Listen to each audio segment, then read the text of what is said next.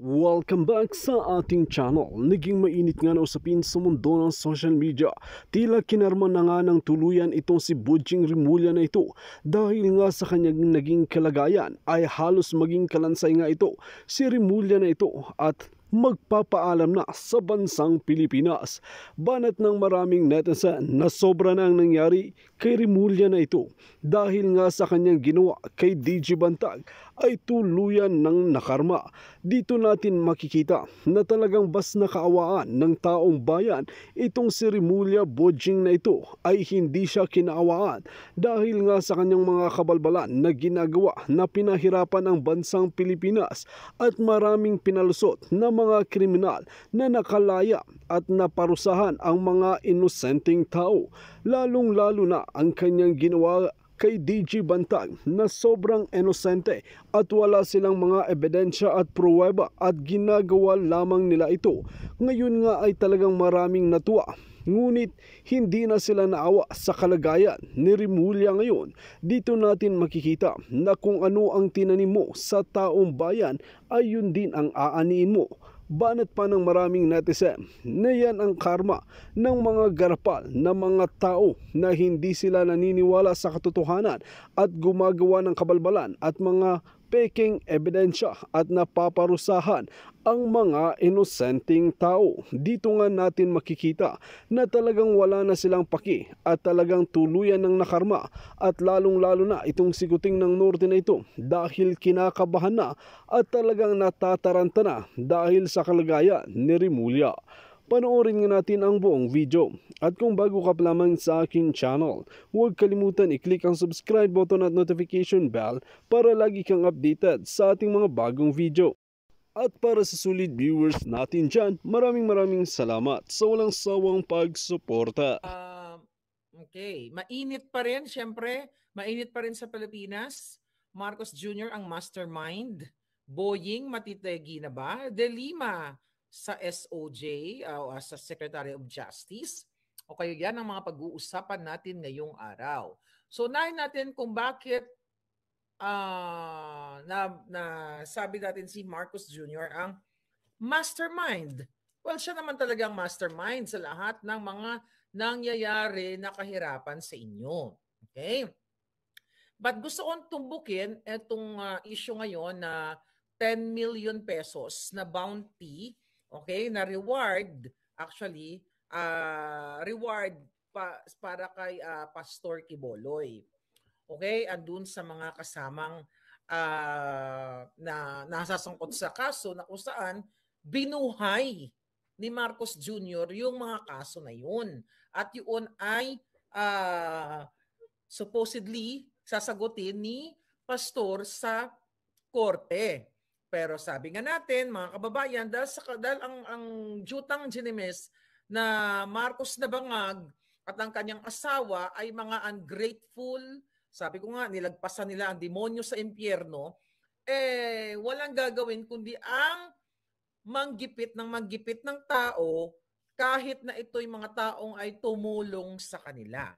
Kasi ngayon, mga palangga, pinag-uusapan at binibida-bidahan ni Marcos Jr. at ni Remulla, ni DILG Secretary Abalos-Los, na kung saan, di ba, nagkaroon, una, nag-raid noong June 10. Okay? Na mayroong mga nasaktan, simultaneous yung kanilang raid, sabay-sabay sa 5 properties ni Pastor Quiboloy, na without search warrant.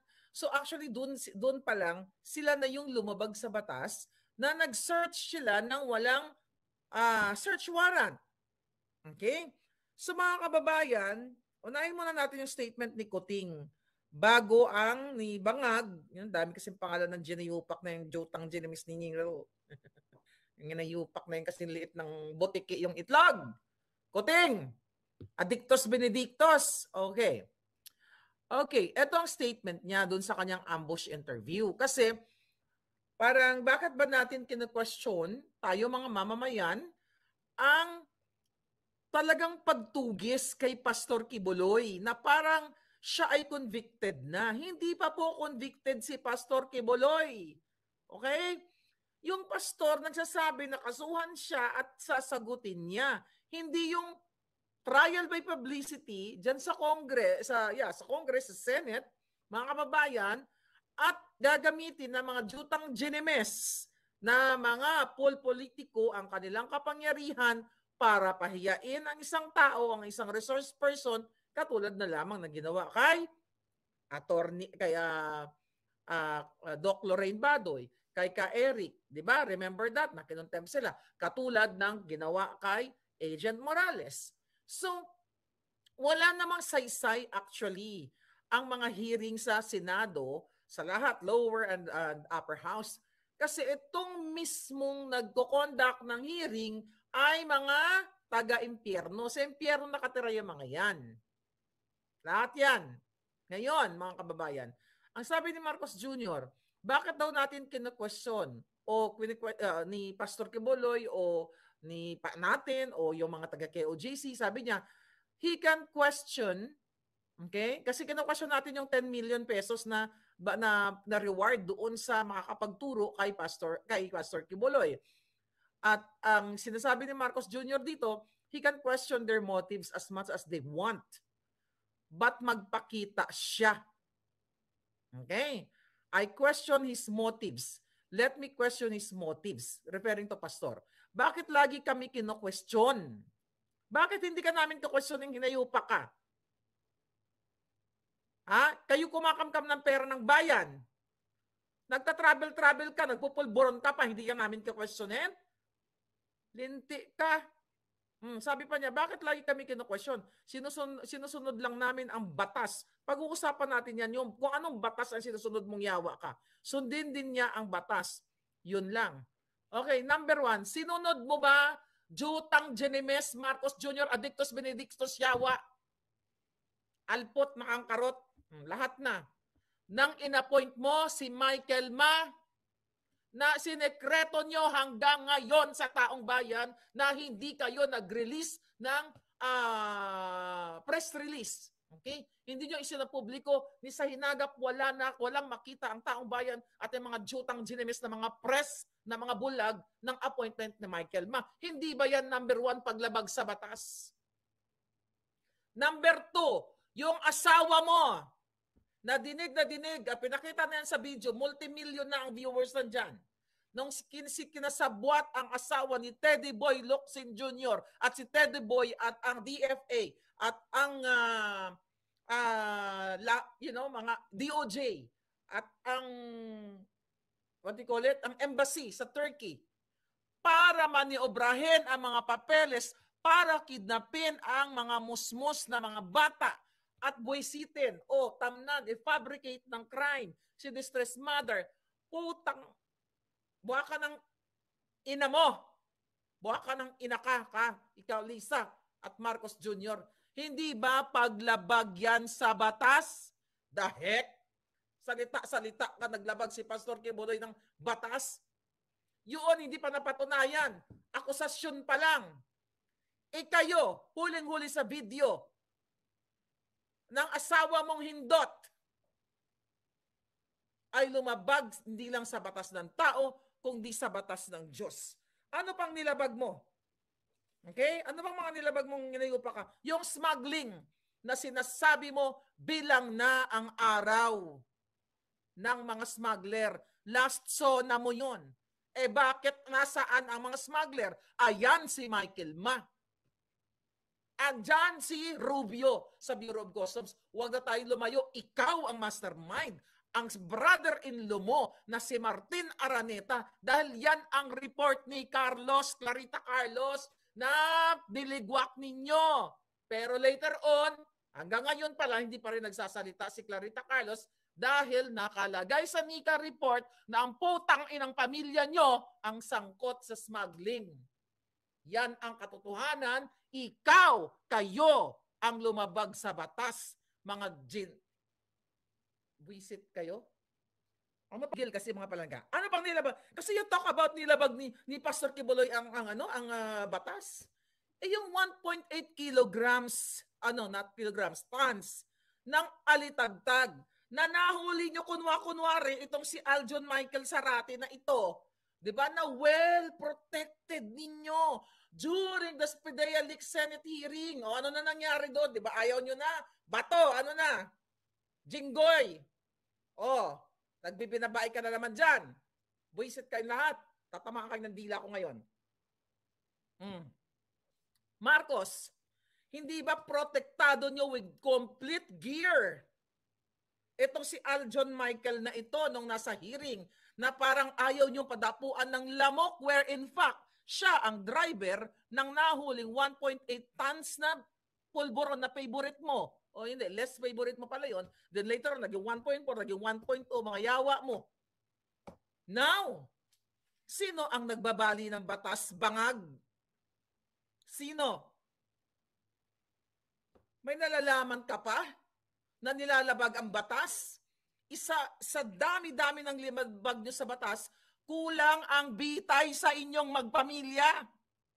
Kailangan kayo pigaan ng kalamansi, dahan-dahan ang bawat hibla ng inyong mga laman.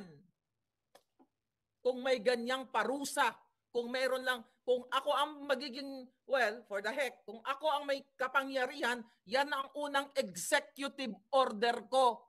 Jutulin ang lahat ng jutulin sa inyo, lahat ng kawatan, lalo na ang pulboronic na katulad mong mastermind sa lahat na bangag ka. Ano talaga mga hayop na to. Okay, anyway. Kidnapping, Michael Ma, smuggling, ano pa? Bribery. Remember? Yung kadyutahan na Senate hearing, kailan yon? Few months ago, na napatunayan doon si Senator Amy Marcos. Senator Amy, ano yung kadyutahan ng kapatid mo? Lumabas ka na. Huwag mo nang budulin ng taong bayan. We're giving you before the SONA. At after the SONA, makatitikman mo rin ang mga hagupit ng dila, hindi ko lang dila, ng mga mamamayan. Now, let's talk about bribery. Di ba doon sa jutang ginimis na Senate hearing, bangag? Doon ay may messages na nakarating sa akin na yung hayop mong tambaluslos na pinsan, okay, na nilagpasan nyo nga, dapat kayo sa impyerno kayo mamuhay. Okay? Dahil doon kayo nababagay. Nag-bribe sa mga congressman. Binribe yung mga taong kaluluoy. Binigyan nyo lang mga 5 pesos lang siguro doon. Well, small amount. Okay? Kumuha kayo ng pondo from the government, from Congress, pinwersa nyo, papirmahin ang mga kawawang mga palangga sa Davao, particularly sa jutang ginimis charter change na yan, dahil sa issue sa gusto ninyo na manatili sa pwesto. Binribe nyo, binudol nyo, ginamit yung pera ng bayan. Hindi ba yan paglasa pastangan sa batas? Bribery, corruption, what else? Ang daming batas kang babanggain dyan, Marcos Jr. Now, ngayon, bakit ikaw nagdakdak dito sa kay Pastor Kibuloy? Kung matino kang presidente, ang tamang sagot doon, hahayaan ko na lang na ang mga namumuno dyan sa mga ahensya ng gobyerno na yan, DILG, PNP, o DOJ, ang magtatrabaho niyan. Kung ikaw ay may delikadesa at matino ka, kaso bangag ka. Dahil kung totoo, kung let's say kung matino ka, presidente ka eh. Hindi ka dapat nagdadadakdak na nagningiwi-ngiwi na yung bunganga mong inayupak ka sa pagpoprotekta dito sa iyong mga tao katulad ni Abalos na kayo din ay mastermind ng Pogo. Manahimik ka, bangag. Okay na nga. Andito lahat ang ebidensya sa libro ni Atty. Vic Rodriguez, dati mong executive secretary. Hindi magsisinungaling ang librong ito. Kaya sa paglabag, ay sorry, Atty. Vic, hinampas ko. Sorry palangga. Okay? Okay? Nandito lahat ang kabalbalan mo, Kuting, simula sa asawa mong paglabag sa batas na wala namang mandato na paglagay kay Altenco at kung sino-sino pang hinayupak para magnakaw kayo sa kaban ng bayan. The nerve, the bangag, na sasabihin yung ano sabi mo, nilalabag ang batas. Tangina to mga to. Okay. What else? Ano pa? Sa dami-dami. Kidnapping, smuggling, tambalos-los bribery, the Okada bribery. Remember? Nakakaso na sa Delaware na ipinangalan ikaw, Marcos Jr., na pinakialaman mo ang mga foreign investors, particularly sa Okada, pinakialaman mo ang kanilang negosyo dahil mismo si Lee Satanas ay tumatanggap at ikaw ng pera galing sa kasino sa Okada.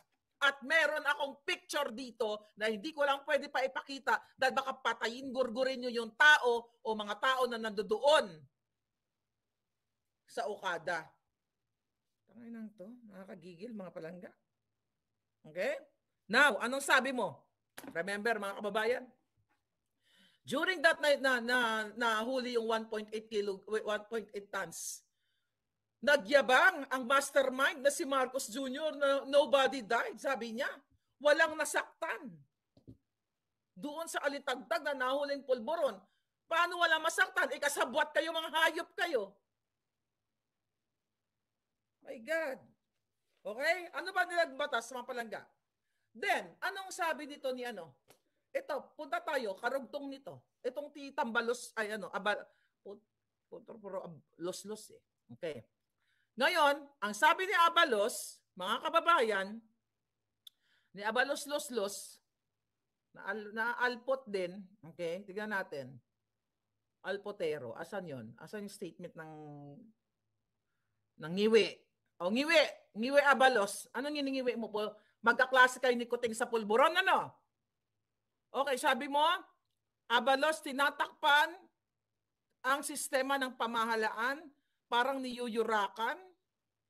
Mga hayop na to, kayo pa ang may ganang magsabi na tinatakpan ang sistema ng pamahalaan at niyuyurakan. Kayo nagyurak lahat.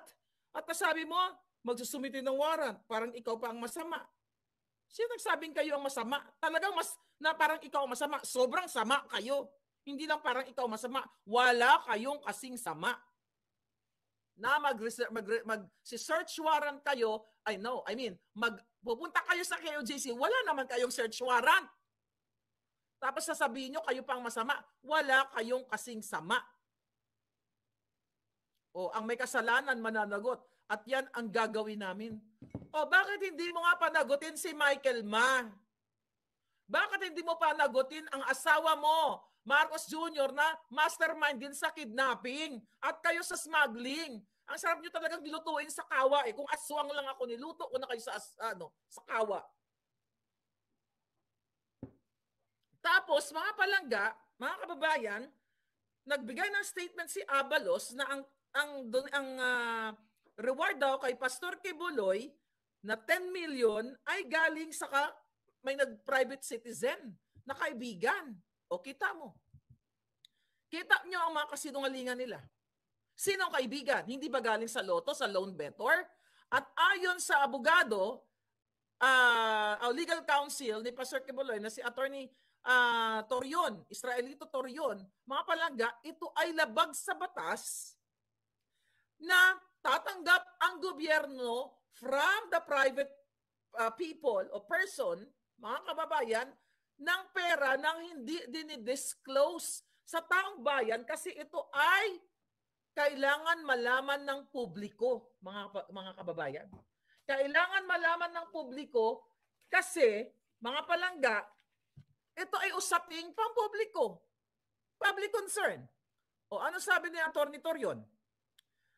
Dahil nga sabi ni Abalos, parang, may nagmagandang loob, may nagbigay na private, pinagluloko tayo. Sino ngayon ang lumabag sa batas? Sino itong private person o citizen na gustong magbigay ng 10 million pesos? Bakit siya? Ako sa understanding ng isang ordinaryong tao na hindi abogado, ano ang concern nitong private citizen na to? Bakit siya magbibigay ng 10 million para huliin si Pastor Kibuloy? Kung may batas, kung umaandar na batas, whether nagtatago siya o saan man siya sumusuot, it's your job. Bilang isang mga alagad ng demonyo, kasi hindi naman kayo alagad ng batas, alagad kayo ng demonyo. Bilang isang alagad ng demonyo, nahalugugin nyo ang buong Pilipinas at hindi kayo dapat nagtatanggap nitong private money na ito from the private money from the private citizen, which is alam namin na sinungaling kayo. Pera nyo yan, 10 million is barya. 10 million is barya lang sa loan better ng Lotto. 10 million is only barya, 5 lang yan, sa unprogrammed funds na multi-million. Okay? 10 million pesos is barya sa 90 billion na pondo ng PhilHealth na dinownload nyo sa Office of the President. It's barya, kaya huwag nyo kaming pinagluloko. Only bangag like you ang pwede nyong lokohin. Oh, ano sabi ni Attorney Torion? Oh, sabi niya, instead na magpabuya sila ng 10 million pesos, etc., which may constitute a violation of RA 6713, Section 7D, solicitation or acceptance of gifts. Okay?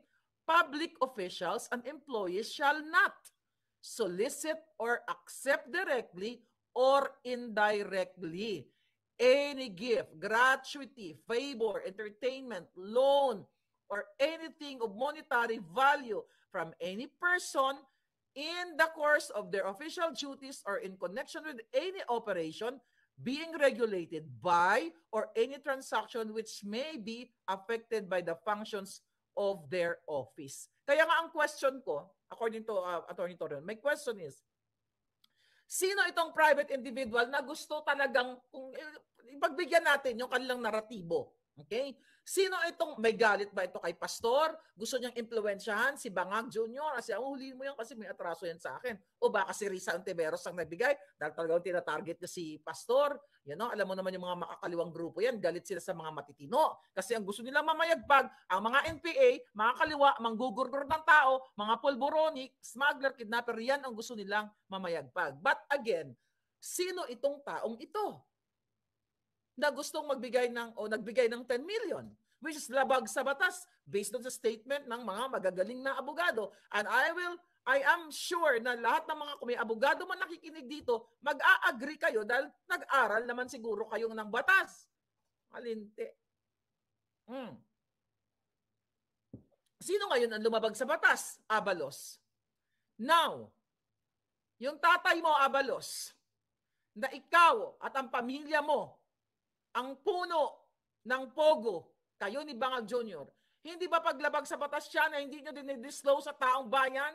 Sa halip, ang hinuhuli ninyo, kayo ni Altenco, yung mga illegal na walang, walang permit. And okay lang naman na hulihin ninyo yung mga walang permit. Eh paano yung sa inyo? Yung mga illegal ninyo? O yung mga legal ninyo na tumatanggap kayo ng bribe? See, mga kababayan? Konting kembot na lang tatanggalin natin yung mga yan. Konting kembot na lang. You have to act now. Maghanda na kayo dahil magdadasal tayo para mawala sila.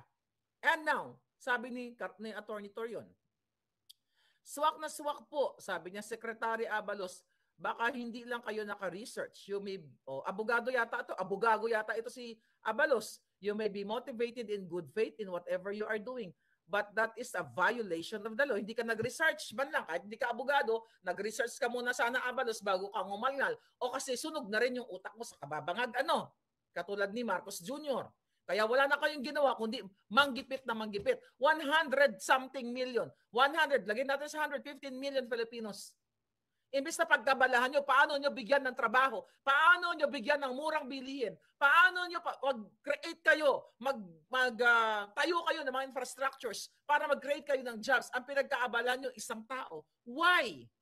Because Pastor Quiboloy ay kaibigan ni Pangulong Duterte. At ang mga taong nagkikriticize sa inyo, like Pangulong Duterte, like me, gusto nyong gorgorin.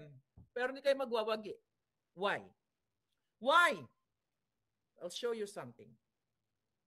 I think nakita nyo na to. I'll show you something. Pag ang mga bulate na pinakawalan ko dyan sa Pilipinas ay pumirma na lahat sa inyo. Ewan ko na lang. Okay, tingnan mo to. Tingnan natin to. Tingnan mo si Boying Remulla. Ilang bulati na lang. Parang nasa kabaong na. Okay, I'll talk about him later. Okay?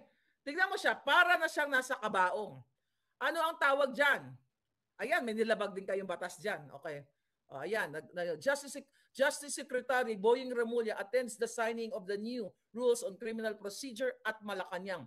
This marks his first appearance since early this year after he underwent bypass surgery last year. Di ba?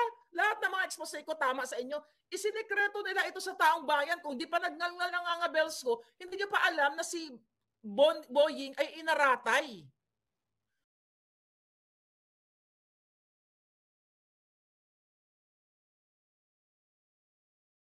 Dito nga natin makikita na talagang hindi na makakawala itong si Remulla na ito dahil nga sa kanyang ginagawa na kabalbalan ay tuluyan ng nakarma. Ngayon nga ay talagang wala nang pag-asa pang mabuhay itong si Boying na ito dahil sa kanyang kalagayan. Well mga kaibigan, kung kayo ang tatanungin, ano ang inyong mga opinyon? Just comment below sa ating comment section at ating pag-uusapan.